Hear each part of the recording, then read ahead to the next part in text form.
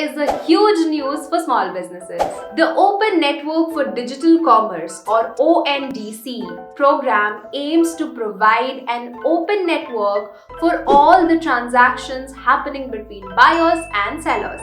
ONDC program aims to provide an open network for all the aspects of goods and services exchanged between buyers and sellers on digital platform, or in other words you can say e-commerce. The platform aims to provide new opportunities, reduce monopolies and include small businesses, medium-sized businesses and hyperlocal sellers like Kirana in the online market by moving e-commerce from a platform-centric market to an open network. Now, buyers and sellers can easily transact under the same umbrella irrespective of the platform they use.